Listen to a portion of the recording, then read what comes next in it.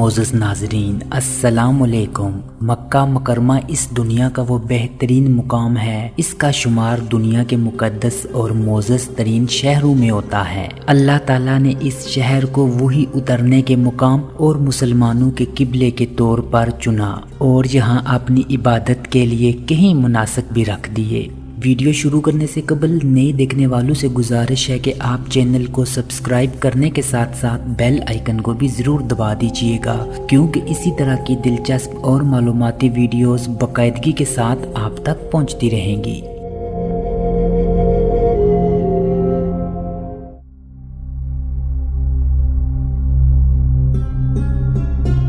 مکہ مکرمہ کی تاریخ ہمیں حضرت اسماعیل علیہ السلام کی پیدائش سے پہلے کی ملتی ہے۔ بعد ازاں انہوں نے اپنے والد حضرت ابراہیم علیہ السلام کے ساتھ مل کر بیت اللہ کی بنیادیں اونچی کی۔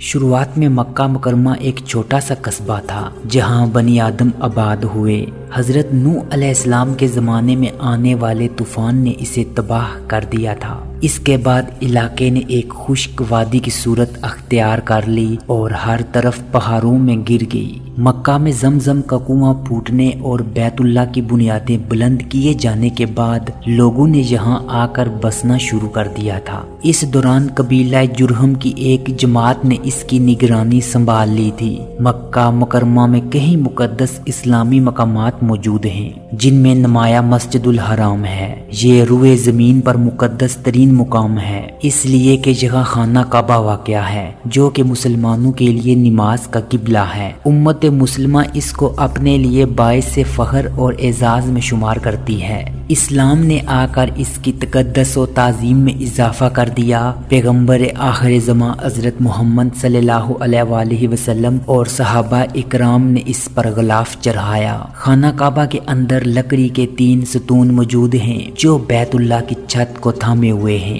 یہ مضبوط ترین لکڑی کے بنے ہوئے ہیں جن کی مثال نہیں ملتی۔ انہیں صحابی رسول حضرت عبداللہ بن زبیر رضی اللہ تعالی عنہ نے لگایا تھا۔ اسی طرح ان ستونوں کی عمر 1350 برس سے زائد ہو چکی ہے۔ ہر ستون کا معید 150 سینٹی میٹر جبکہ قطر 44 سینٹی میٹر ہے۔ تینوں ستونوں کے درمیان ایک تختہ موجود ہے جس پر خانہ کعبہ کے بعض ہدیے ٹانگے گئے ہیں۔ خانہ کعبہ کا فرش سنگ مرمر کا ہے، اس میں زیادہ حصہ سفید اور باقی رنگین ہے۔ خانہ کعبہ کی اندرونی دیوار رنگین سنگ مرمر سے بنی ہے جس پر نقش و نقوش موجود ہیں۔ بیت اللہ کو اندر سے گلابی مائل سرخ رنگ کے ریشم کے کپڑے نے ڈھانپا ہوا ہے۔ ان پر سفید دھاگے کے ساتھ کلمہ شہادت اور اللہ کے نام لکھے ہیں۔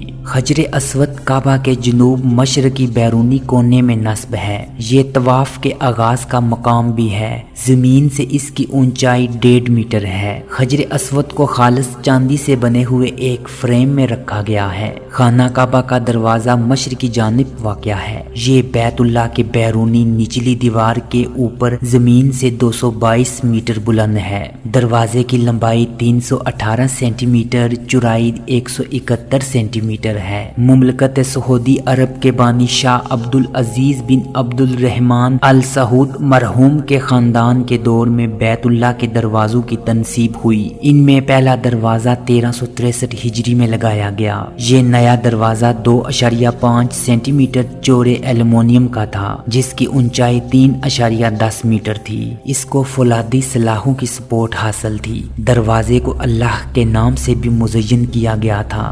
دوسرا دروازہ وہ ہے جو اس وقت موجود ہے، جو کہ خالص سونے سے بنائے جانے والے اس دروازے کی تیاری کا حکم شاہ خالد بن عبدالعزیز ال سعود مرحوم نے دیا تھا۔ میزاب رحمت خانہ کعبہ کی چھت پر شمالی سمت میں نصب ہے جبکہ حتیم کی جانب باہر کو نکلی ہوئی ہے۔ میزاب کی مجموعی لمبائی 2.58 میٹر ہے جس میں 58 سینٹی میٹر خانہ کعبہ کی دیوار کے اندر ہے۔ میزاب کی چوڑائی 26 سینٹی میٹر ہے۔ یہ خالص سونے سے تیار کی گئی ہے۔ ملتزم حجر اسود خانہ کعبہ کے دروازے کے بیچ واقع دیوار ہے، جس کو ملتزم کا نام اس لیے دیا گیا ہے کہ لوگ اس سے چمٹ کر اللہ سے دعا کرتے ہیں۔ یہ خانہ کعبہ کے جنوب مغرب میں ایک بیرونی کونا ہے، طواف کے دوران حجر اسود سے پہلے آتا ہے۔ اس کو کورکن یمانی اس لیے کہا جاتا ہے کہ یہ یمن کی سمت ہے۔ شازروان خانہ کعبہ کی نچلی دیوار کے گرد نصب ایک سنگ مرمر ہے۔ یہ بیت اللہ کے دروازے کے سوائے کعبہ کے تمام سمتوں میں موجود ہے۔ شازروان کی آخری مرتبہ تجدید شاہ فہد مرحوم کے دور میں ہوئی تھی،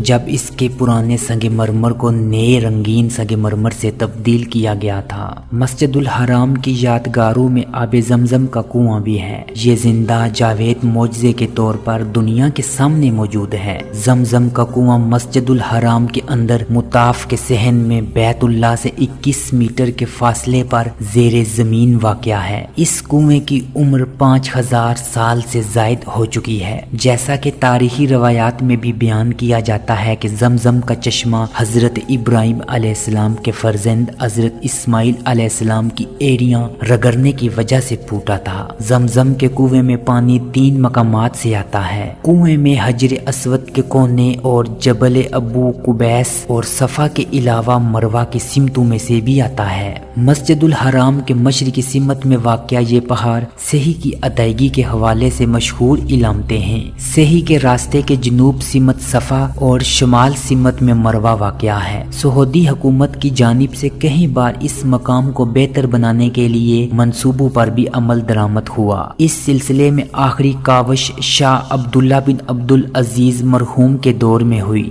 یہ خانہ کعبہ کی اطراف میں واقع ایک صحن ہے، جس کا فرش سنگ مرمر سے مزین ہے۔ یہاں پر مسلمان بیت اللہ کے گرد طواف کرتے ہیں، جو کہ دن رات جاری رہتا ہے۔ اسلامی تاریخ میں خلفائے فرما رواں اور حکمرانوں کی جانب سے مطاف پر خصوصی توجہ دی جاتی رہی۔ سعودی دور میں مطاف کی آخری توسیع شاہ سلمان بن عبدالعزیز کے دور میں ہوئی تھی۔ اب مطاف کی تمام منزلوں پر طواف کی مجموعی گنجائش 1 گھنٹے کے اندر 1,07,000 افراد ہو گئی ہے۔ مسجد الحرام کے اہم مقامات میں اس کے مینار بھی شامل ہیں۔ اس سلسلے میں پہلا مینار عباسی خلیفہ ابو جعفر المنصور کے دور میں تعمیر کیا گیا، جبکہ سعودی حکومت کی جانب سے 1375 ہجری میں پہلی توسیع کے دوران کئی مینار تعمیر کیے گئے، جبکہ ان میناروں کی بلندی 99 میٹر ہے۔ یہ مینار 5 حصوں میں تقسیم ہیں۔ یوں وقت کے ساتھ ساتھ ان میناروں کی تعداد میں بھی اضافہ ہوتا گیا۔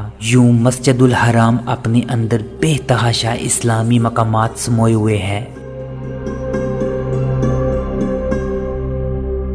معزز ناظرین، آج کے لیے اتنا ہی۔ آپ سے ہوگی ملاقات اگلی ویڈیو میں، تب تک کے لیے مجھے دیجیے گا اجازت۔ اللہ نگہبان۔